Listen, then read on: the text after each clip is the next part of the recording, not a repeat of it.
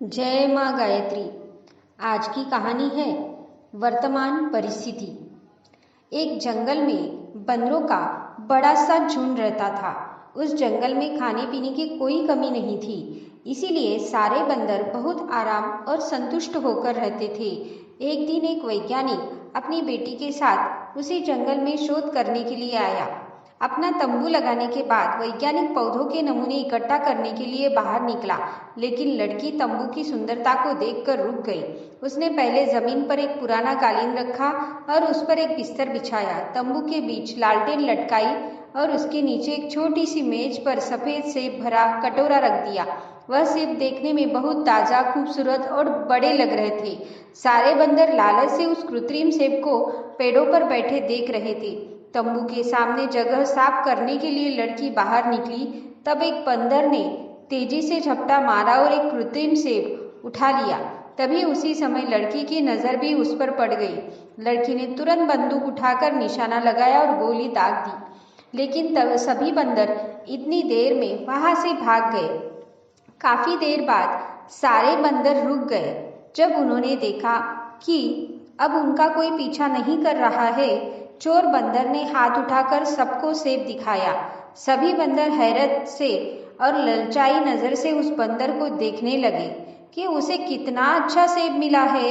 सभी इस कृत्रिम सेब को हाथ लगाने की कोशिश करने लगे। चोर बंदर ने सबको फटकार कर ये कृत्रिम सेब लिया। एक पेड़ की सबसे ऊंची शाखा पर जाकर सेब खाने के लिए मुंह में दबा लिया। कृत्रिम सेब बेहद कड़े प्लास्टिक से बना था। बंदर के दांतों में चबाने से दर्द शुरू हो गया। बंदर ने 2-3 बार और कोशिश की, लेकिन हर बार दर्द होने लगा।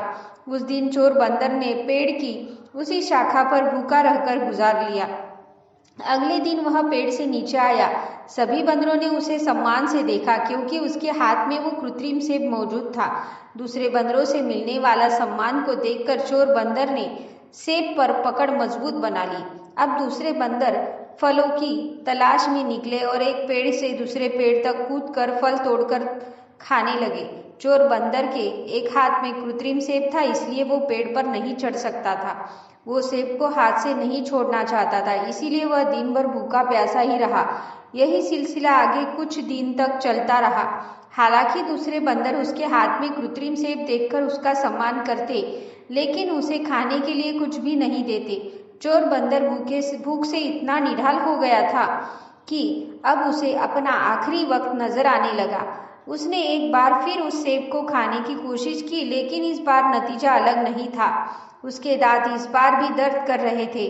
चोर बंदर को आंखों के सामने पेड़ से लटका हुआ फल तो दिखाई दे रहा था, लेकिन इतनी हिम्मत नहीं थी कि वह पेड़ों पर चढ़ सके। धीरे धीरे उसकी आंखें हमेशा के लिए बंद हो गई। जैसे ही उसकी जान निकली, कृत्रिम सेब पर पकड़ ढीली होने से वो उसके हाथ से बाहर लुढ़क गया। शाम को बाकी बंदर मरे बंदर के पास आए, कुछ आंसू बहाए और उसके शरीर को पत्तों से ढक दिया। जब वो ये कर रहे थे, तब एक बंदर को एक कृत्रिम सेब मिला। उसने अपना हाथ ऊंचा करके सब बंदरों को सेब दिखाना शुरू कर दिया। दोस्तों, दुनिया की मिसाल इस प्लास्टिक के सेब की तरह है। इससे कुछ नहीं मिलता, सबकी इसे देखने वाले प्रेरित रहते हैं। दुनिया को हाथ में रखने का दावेदार आखिर में खाली हाथ ही दुनिया से चला जाता है। कोई और आकर उसकी दुनिया पर कब्जा कर लेता है। झूठा दिखावा इंसान को पहले थका देता है और फिर